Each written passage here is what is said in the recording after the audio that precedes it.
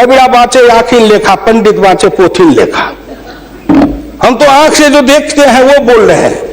आपने क्या किया? हम कम किए, कहते हैं किसान किसान किसान किसान विरोधी है। हिंदुस्तान में 90-91 में 185.2 मिलियन हेक्टेयर खेती की जमीन थी और आपके राज्य में 2011-12 में 182 मिलियन हेक्टेयर हो गई। ये जमीन कहां गई? हम खा गए? हमारे गांव के लोग खा गए? कौन खा गए? जो खाए हो। लेकिन मैं इतना जानता हूं कि आप हमारी जमीन खा गए। और दूसरे तरफ जो गैर कृषि योग्य भूमि थी 90-91 में 21.22 मिलियन हेक्टेयर, 11-12 में हो गए 26.29 हेक्टेयर। गैर कृषि योग्य भूमि बढ़ी है, कृषि योग्य भूमि का ह्रास हुआ। उल्टे बात कहीं पर निगाहें, कहीं पे निशाना। न कुछ मिले तो कुछ कहिए, ना कुछ मिले तो विरोधी में गए तो कुछ न कुछ तो कहना है ना, नहीं तो दुनिया कैसे देखेगी कि विरोधी का काम कर रहे हैं। इसलिए आपसे मेरी विनम्र प्रार्थना है, अगर विरोधी का काम भी करना है तो आप अपने नेताओं को कहिए कि कुछ दिन हमारे पास आए, 6 महीना ट्रेनिंग दे देंगे कि हम विरोधी थे तो क्या करते थे। अरे नाटक भी करिए तो किसी डायरेक्टर से सीख तो लीजिए। जो गरीबी का डायरेक्टर है उससे सीखे नहीं, गरीबी का नाटक खेल रहे हैं। एक गांव में नाटक में हनुमान जी का पाठ करने वाला नहीं आया। उसने सोचा कि आज तो नाटक नहीं होगा। एक बहुत मोटा तगड़ा दुकानदार था, उनको पकड़ लाया, कहा तू नाटक कर, केवल खड़ा रहना। और जब वो खड़ा होकर पाठ करने लगा तो रावण ने डांट के कहा कि कहां गए, लाओ तेल घिराओ, इसके पूछ में आग लगाओ। उसको हुआ कि अब तो जल के मरेंगे। तो कहा हजूर हम तो हनुमान जी नहीं है, हम तो बनिया है, अपनी दुकान चला रहे थे, वैसे ही आप नाटक करिएगा। इसलिए आपसे मेरी विनम्र प्रार्थना है, आपसे मेरी विनम्र प्रार्थना है कि इसको देखिए। दिशा, जब तक आपके पास में दृष्टि नहीं बनेगी, आपकी दिशा नहीं ठीक थी, आपकी दृष्टि नहीं ठीक थी, तो आप संकल्प क्या कर रहे थे? चलता है सब, आप कहे कि हम भी चले, आपका बजट चला, आपकी अर्थनीति चली, आर्थिक विषमता, सामाजिक विषमता, राजनीतिक विषमता, प्रशासनिक विषमता। क्या मैं पूछता हूं कि आपके किसी बजट से इन विषमताओं को अंत करने के लिए कोई काम किया? नहीं किया। इसलिए हमारे गुरु डॉक्टर लोहिया कहते थे कि हिंदुस्तान में जब तक जाति प्रथा है और जब तक इस जाति प्रथा का रोग रहेगा तब तक हिंदुस्तान का कल्याण नहीं होगा। भ्रष्टाचार के पीछे भी जाति प्रथा है। कोई माननीय प्रधानमंत्री बैठे हैं, हिंदुस्तान के अंदर किसी को अगर चाहेंगे कुछ कर दे, प्रधानमंत्री रहते हुए क्या है जो कर देंगे? जिस जात का सरकारी नौकर होता है, मैं भी इतने दिन तक 54 वर्ष रह के देखा, मंत्री रह के देखा, जिस जात का सरकारी नौकर, उसके ऊपर कलम उठाइए तो उसके जात का न जाने कहां से कहां सभी जगह से लोग आ जाते हैं उसको बचाने के लिए। जात पर हमला, अगर किसी बेईमान पर हमला है तो जात पर हमला, किसी भ्रष्टाचारी पर हमला है तो माना जाता है जात पर हमला है। इस जात को तोड़ने के लिए सबसे बड़ा कदम उठाना पड़ेगा। मैं वित्त मंत्री जी को धन्यवाद देता हूं, प्रधानमंत्री जी को, कि कुछ योजनाएं ऐसी आई हैं, लेकिन मैं एक प्रार्थना करूंगा। हमको कहते हैं कि आरक्षण की बात मैं कहता हूं शुरू दिन से, सदन सहमत हो और आप भी सहमत हो तो प्रधानमंत्री जी से कहो कि तुरंत लागू करिए। लेकिन इसमें सहमति का सवाल है, राष्ट्रीय सहमति, सदन की सहमति, आपकी सहमति। सब आरक्षण मेरा खत्म कर दीजिए, लेकिन एक कर दीजिए, सरकारी नौकरी और सरकारी सेवा, इन दोनों के लिए अंतर जातीय विवाह को अनिवार्य करिए। न रहेगी जाति, न रहेगा बांस, न बजेगी बांसुरी। जातियां टूटेगी, अंतर जातीयता के कारण हिंदुस्तान में एक जाति बनेगी, वह जाति बनेगी भारतीय, वह जाति बनेगी मानव जाति। इन जातियों के रेखा को तोड़िए।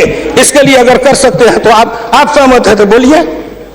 आप कहते हैं गरीब और अमीर मिटा देंगे, लेकिन न्यूनतम और अधिकतम की रेखा तय कर दे, यह सरकार करना चाहे, नरेंद्र मोदी जी चुटकी में कर देंगे, क्योंकि इनका क्या बिगड़ेगा?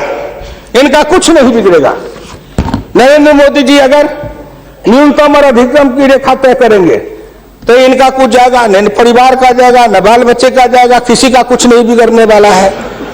लेकिन चिल्लाने लगेंगे तो हम 100 से कम न 1000 से ज्यादा समाजवाद का यही तकाजा। बड़े समाजवाद की बात करते हैं, मैं ज्यादा समय नहीं लूंगा, मैं इनको समाजवाद की बात अपने गुरु डॉक्टर लोहिया की पढ़ के सुना दूंगा। और हमारे कुछ समाजवादी हैं, अब वो तथाकथित समाजवादी हो गए हैं, समाजवादी तो रहे नहीं लेकिन तथाकथित हैं। अब मुझको कह देंगे कि आप भाजपा में चले गए, मैं भाजपा में क्यों आऊं? आपके ऐसे दल बने, इस दल के टुकड़े 1000 हुए, कोई यहां गिरे कोई वहां गिरे, मैं कहां दौड़ा फिरता, मैं चला आया भाजपा में। मैं भारतीय जनता पार्टी के नेताओं को धन्यवाद देना चाहता हूं कि हुकुम देव नारायण 3 बरस से ज्यादा किसी पार्टी को दुरुस्त नहीं रहने देता था, आज 20 बरस से भारतीय जनता पार्टी में अटल अटल खड़ा हूं। इस पार्टी में जब तक कोई ताकत रही है, अडवाणी जी में, अटल जी में, नरेंद्र मोदी जी में, इन सब लोगों में जब कोई गुण नहीं है, तो मेरे जैसे उदंड आदमी को 20 वर्ष तक अपने पिंजरे में रख लिया है, कोई साधारण योग्यता है? इस बात को समझो। मैं आखिरी में कहूंगा अध्यक्ष महोदय, समाजवाद हर किसी से अन्य सिद्धांत की तरह एक होता है थोक, एक होता है फुटकर, एक होता है सगुण, एक होता है निर्गुण, एक होता है सिद्धांत, एक होता है कार्यक्रम। समाजवाद से एक सीढ़ी नीचे उतरो, उस सीढ़ी का नाम है बराबरी। उस बराबरी से एक सीढ़ी नीचे उतरो, गौर करिएगा कौन कौन बराबरी, आर्थिक बराबरी, सामाजिक बराबरी, राजकीय बराबरी, धार्मिक बराबरी। उससे एक सीढ़ी और नीचे उतरो, तब उसके बाद आएगी समता, संपूर्ण समता, संभव समता। तब एक सीढ़ी और नीचे उतरो, तब अधिकतम और न्यूनतम की सीमा लगाओ। यह धार्मिक बराबरी की भी बातें भी की गई है। अगर हम धार्मिक बराबरी पर जी समाप्त करेंगे, अगर धार्मिक बराबरी पर मुझे कहा जाए तो मैं कहने लगूं तो कितनी अपनी पीड़ा सुना दूंगा कि धार्मिक बराबरी इस देश में कैसी है।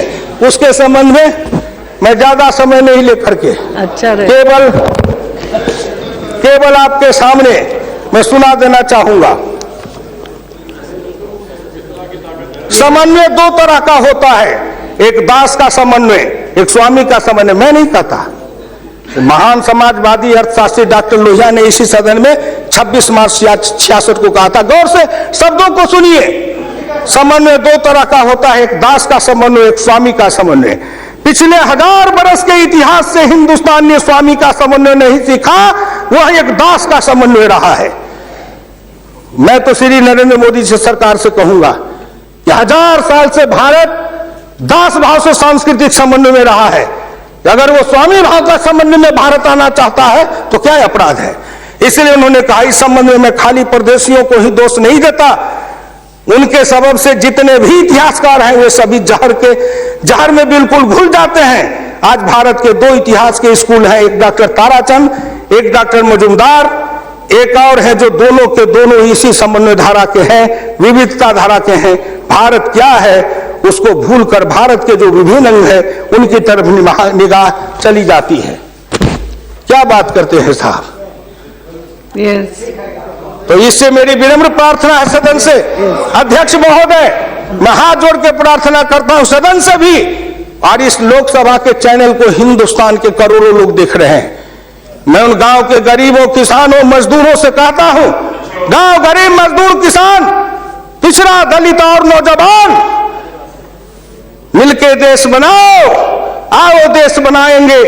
और नरेंद्र मोदी के प्रधान रहते हुए एक बार नहीं, अगर हिंदुस्तान में आपने जितने दिन रहा, एक बार में तो थोड़ी सी रेखाएं बनाई जाएगी, दूसरे बार में मिट्टी डालेंगे, तीसरे बार में तब न पिचिंग करेंगे। तो हमको भी आपको इतना समय दिया, तो मैं गांव, गरीब, किसान, मजदूर, पिछड़े, दलित, इन सब से हाथ जोड़ के प्रार्थना नौजवानों से करना चाहता हूं, आओ कदम में कदम मिलाओ, मिलके हिंदुस्तान को बनाओ, समता लाएंगे, आर्थिक समता, सामाजिक समता, राजनीतिक समता। अगर इन्होंने मुझको 12 रुपया महीना पर जीवन बीमा कर दिया तो बड़े लोगों का कलेजा फटने लगा कि 12 रुपया में सबको जीवन बीमा कर रहे हैं। खेत में काम करेंगे, बीमार पड़ेंगे, मरेंगे, तो हम जिम में 1 रुपया, हाँ 12 रुपया साल, 12 रुपया साल, 1 रुपया महीना। तंबाकू का गुटखा भी खाते हैं तो 3 रुपया में मिलता है, उससे भी सस्ता जीवन बीमा सरकार ने दे दिया गरीबों को। कलेजा तो इसलिए फट रहा है, कलेजा में दर्द इसलिए है, इन्होंने जो और योजनाएं चलाई, गाय के पशुपालन के लिए, गाय के उत्थान के लिए योजना, इत्यादि इत्यादि कई योजना है, क्या गिनाऊं। हरि अनंत हरि कथन अनंत। मुद्रा बैंक बनाए, उसमें छोटी इकाई वाले को कर्जा देंगे, छोटी इकाई, वो छोटी इकाई का जो गांव वाला कर्जा खाएगा उसको किसको देंगे ये। इसलिए आपसे मेरी विनम्र प्रार्थना है कि 1 सेकंड में, 1 मिनट में इस बात को कहकर खत्म करूंगा। राष्ट्रीय नमूना सर्वे के मुताबिक देश में 5.70 करोड़ उद्यमी हैं। इनमें 11 लाख करोड़ रुपए की पूंजी लगी हुई है। इनसे 12 करोड़ लोगों को रोजगार मिल रहा है, लेकिन इस क्षेत्र के उद्यमियों को पूंजी में कर्ज का हिस्सा केवल 4% है, जबकि अनुमान के अनुसार बीते 22 वर्षों में बड़े उद्योग में 50 से 60 लाख करोड़ रुपए की पूंजी लगी हुई है। इनसे मात्र 22 लाख लोगों को रोजगार उपलब्ध है। ये छोटे उद्योग, बढ़ई को, लोहार को, कुम्हार को, हजाम को, ये जो छोटे छोटे, ये जाति जुटेगी इससे। जाति आधारित हिंदुस्तान में पेशा है और पेशा के आधार पर जाति बनाया गया। अब इन रोजगार के जरिए उनके हाथ को काम देंगे, उन छोटे उद्यमियों को रोजगार देंगे। इनके कलेजा में दर्द हो रहा है कि नरेंद्र मोदी आया है, मुद्रा बैंक बनाएगा, गांव के गरीबों के हाथ में रोजगार जाएगा। ये गरीब बनेंगे पहलवान, गरीब बनेंगे विद्वान, गरीब बनेंगे बुद्धिमान, गरीब के हाथ में दम ताकत आएगी तो आपके आगे शर्म गच्छामी नहीं होंगे, न फूड सिक्योरिटी खाएंगे, न मनरेगा खाएंगे। हम अपने पसीना और पुरुषार्थ से, अपनी कमाई से इस देश को बनाएंगे। हम आपके भिखमंगा बन के जिए हैं, अब हम स्वाभिमान के साथ जिंदा रहना चाहते हैं। इसलिए मैं भारत के प्रधानमंत्री और वित्त मंत्री को धन्यवाद देता हूं। बहुत बहुत धन्यवाद।